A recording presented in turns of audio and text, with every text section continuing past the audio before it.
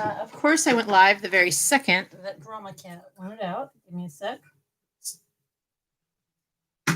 We do not need her bothering us. So, trying to work on the lighting in this room. Still not the best lighting. I apologize.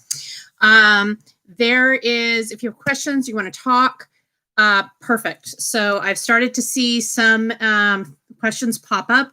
They take anywhere between 30 seconds and a couple minutes to show up. I don't know why. We've been trying to figure it out. So it looks like the first question is like labor related. Let me just start before we get into a lot of questions and say there is a lot going on, a lot of civil unrest going on this week and last. And no matter who you are looking at for candidates, make sure that they can actually use the language we need to use. And that is the behavior that we've seen the last week in Washington, D.C. It's fascism. It is suppression of citizens. It is attacking the media, literally, not just figuratively now. And it's not acceptable. And we need to make sure we're sending people down to D.C. that can do that. And we need to send people down who don't just make pretty statements. We need to send people down who, when they talk about race issues or other issues, they say, look, we need to take action, but then actually have some ideas on that action. We need to be going through our criminal code on a federal level. We need to be looking at it and saying, hey, maybe we need to start by descheduling marijuana. That is something that disproportionately impacts a lot of minorities. So going through and giving very explicit examples, they're not going to be able to give you every example. No candidate would. That would be unrealistic. But if they can at least list off a few, then you might not have the right candidate. So I'm going to look over at the questions. You'll see my eyes go around a little bit. I have a very unfortunately placed camera, and I haven't been able to get a camera to replace it that works well. I've tried a couple with no success. So the first question is about labor issues. It's talking about $15 an hour minimum wage, yes or no? And there's a couple of different parts to this question. So I'm going to take each part at a time. I don't know that 15 is the right number. And I don't know that because widely across the country, we have an awful lot of disparity. So even in Maine, the amount of money it takes to live in Portland for one person is very different than the amount of money it takes to live in Presque Isle for one person.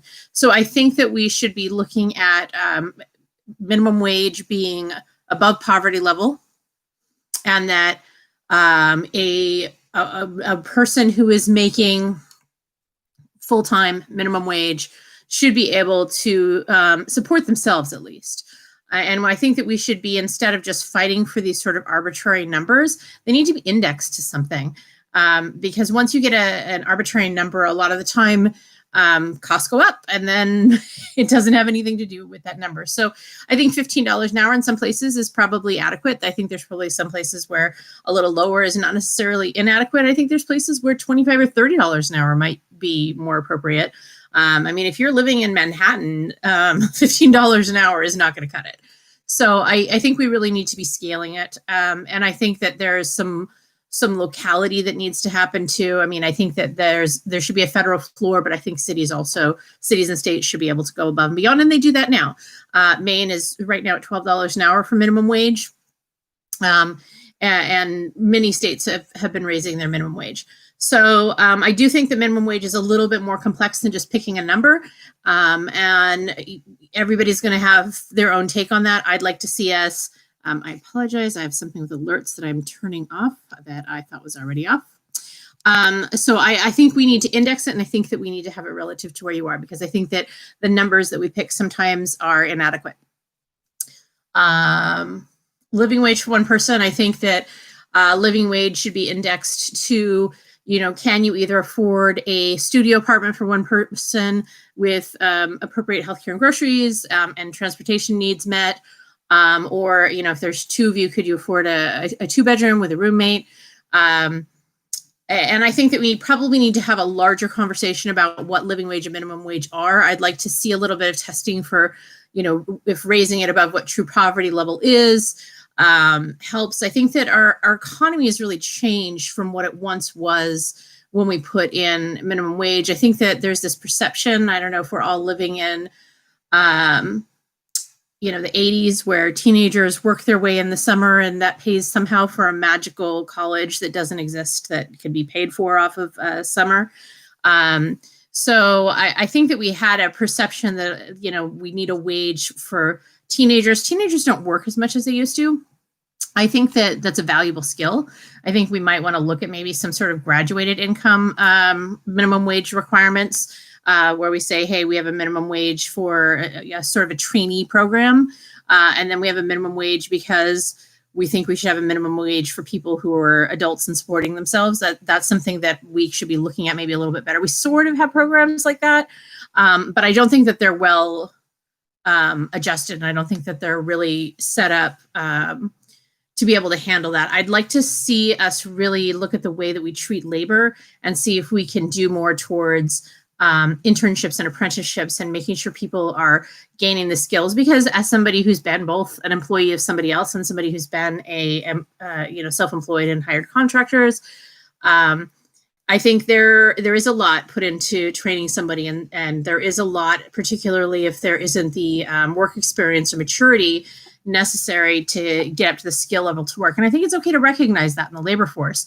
But I also think that it's okay to recognize that if you are a trained employee, you deserve to have a living wage. So I'm not sure exactly how we should address that, but I do think that we should maybe look at having a couple of tiers for wages and saying, hey, if you're a competent, trained adult, we got to stop using words like unskilled labor because there is skill to it. So universal basic income, I think during a pandemic, it's irresponsible not to have it. How do I feel about it overall? I don't know, but I think that a pandemic is an excellent way to do a testing ground for it, because right now we are adding way too much stress to our population. Right now we are asking people to not know for an extended period of time how they're going to eat, how they're going to pay their bills, how they're going to stay housing secure. And just the act of having that stress probably aids people in being more susceptible to illness. Stress is something that definitely impacts people. Lack of sleep impacts people. It attacks your immune system and gets it low to begin with. I think that we have spent enough money with a lot of our programs that we put through trying to put in government aid. We spent enough money that we very easily could have had some sort of UBI that was going during this period. My biggest problem with UBI is I don't know that we have adequate studies to show that it works how it's supposed to at the scale of the United States. So I think it would be a very difficult program to roll out. And I think there's some interactions between, for example, disability. There's some interactions between people who really need more above and beyond UBI that I really think that we need to do a deeper study into, because I don't think we have enough information to make a really good choice about that. But I mean, now is a great time to be running those studies, because I think during a pandemic that I can't think of a better time to at least start it off and say, hey, how does this feel? And is this a direction we'd want to consider going with our country? I think if we put it in now with some tipping points, when the economy is back to X% unemployment, I think those are useful. I think that there's a misconception that people in America don't want to work or wouldn't work with UBI, and I don't think that that's accurate. I think that people generally do want to work in the U.S., and I don't think it's going to decrease our labor force, but I do think it will force us to look at, kind of going back to that first question. I think that it's going to force us to go back and look at, what are the expectations we really want to put on Americans for the workforce? Like, what do we think of as fair labor practices? Because I think that we probably haven't updated those adequately to address things like automation and technology changes. I think that a lot of our standards are out of date and we haven't really looked at them. But I think that applies to a lot of areas of federal law. We've had for a few decades it be politically advantageous to punt the ball on difficult choices, because then they don't ever have to vote for anything that is controversial. But B, then they can use that controversial issue to fundraise for and to really go out of their way to say, hey, my opponent voted against this, or, I voted for this bill that I wrote that couldn't possibly be viable because I wanted to make a statement. And I don't think that's the right way to use legislation. I think that our system has encouraged weaponization of legislation, and I don't think that that's what we should be sending people to Washington, D.C. to do. I think we should be sending people to Washington, D.C. to look at our laws as sort of a body of rules that they are guardians of, and every time they touch it, they need to try and improve it by a variety of standards. Return on investment. Is it de-stressing our population? Is it something that's helping vulnerable people? Is it something that's improving the quality of life for us all? I think that we need to be looking at several things. Money shouldn't be the only thing. Time and health have a value, though our present system doesn't really assign a value to time or health. And I think that that's not what DC is right now. So I think we need to be sending people down there that fundamentally look at the role differently, that look at themselves as professional legislators, that want to take our sort of dysfunctional government relationship and our law and bring them into harmony, where our relationship isn't abusive anymore, and where our laws are really designed to work for people. We're the employer. We should be making sure that the people that we are employing are bringing a benefit to our citizens. Otherwise, why are we doing it? So I am not planning to go to visit with President Trump on Friday. I don't think that he would invite me. I also am a parent of 2 young children, and the town he is going to is a very pretty town, but it is several hours away from me. And I have a childcare issue with my children. But even if I didn't have a childcare issue that would prevent me from going, I don't think I have anything healthy or productive to say, and I don't think there would be a good return on investment for people to be there, or for me to be there.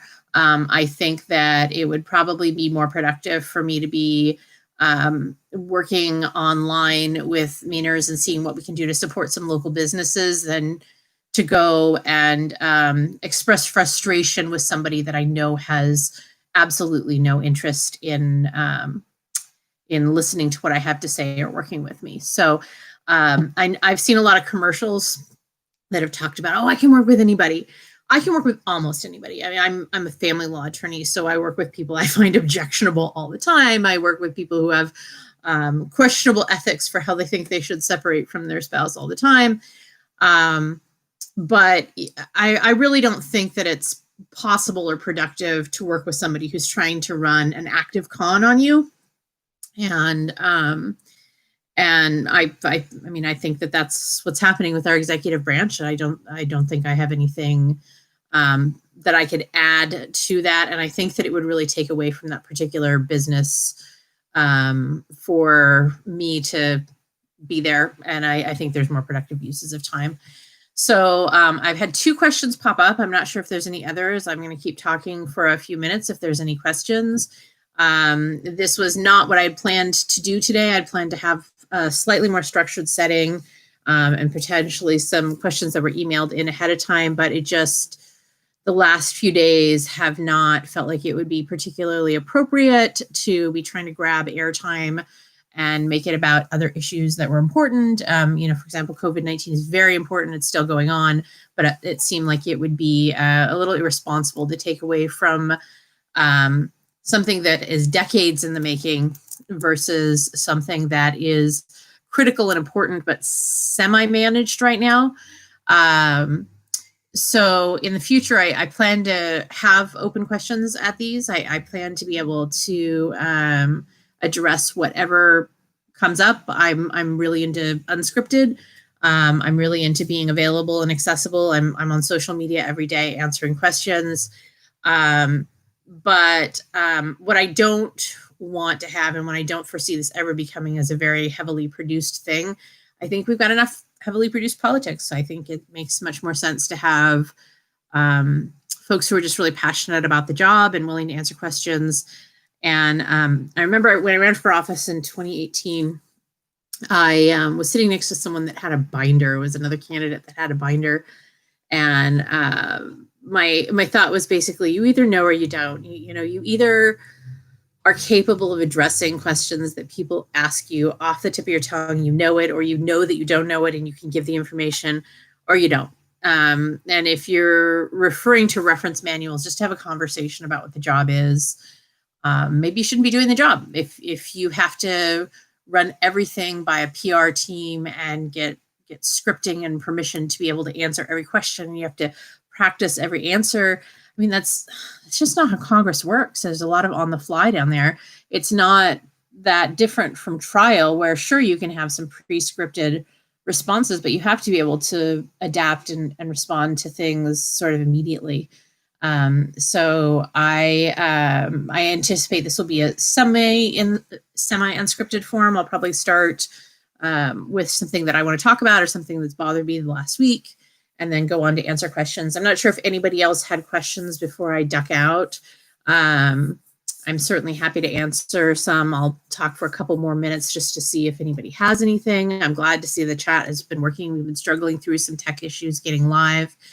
I am also doing a Breakfast with Tiffany series. Though I am similarly not makeup, I'm a little bit better put together for this. It's Saturday mornings at 8, and I just grab my tea, and I'm usually still in my PJs, and it's exactly how you would find me on a Saturday. I'm not doing anything fancy or special for you. I'm not going out of my way to pretend to be somebody I'm not. That's just how I look on Saturday mornings. And today I'm not quite as gussied up as I might be as if I were in court. I work from home today. So this is how I look on a work day. My hair is pulled back. I'm usually wearing a dress and a cardigan, and that's it. So if I go to court, I might have a suit jacket on. I generally don't dress very formally. Other parting thoughts. Well, I'm going to see if anybody has any questions they want answered, and there's any stragglers. I'm still actively working on collecting signatures. Please, if you know anybody who is willing to sign, send them my way. We have about 24 different collection points all throughout the state where you can meet up for a contactless signing. We're trying to get as many as we can. I don't want the end of this to result in a lawsuit, but that may be the case. Unfortunately, our state has decided not to put safety first, and our state has decided that they don't want to reduce the numbers necessary for the ballot, even though it's by statute and not constitutional. So send them my way. If you have any questions for next time, I'm going to try and do this every single week now through the election, unless I have another commitment. Every once in a while, there'll be a forum or something that happens on a Tuesday evening, so I wouldn't be able to do it on those. But I'm going to try and do it every Tuesday at 7 in combination with the Breakfast with Tiffany. So please give me any feedback you have. I realize it's sort of a chaotic night. I wasn't expecting a lot of people to pop on, but some people did seem to think that they had questions, and I'm happy to answer those. If you are considering going out and participating in any protests, please be safe. Please be mindful. We have an executive branch that is directing the military at our population and at peaceful protesters. So that is not particularly constitutional. It's certainly not in the spirit of our country. And if you find that horrifying, certainly take action, but do be safe and careful about how you do so. Keep an eye online. I will try to put out tips on how to be safe when you do that. I think protesting is one of our most valuable assets as an average person in politics. And it very much was how we became a country. So I will look forward to seeing you online and on Saturday morning. Have a good one.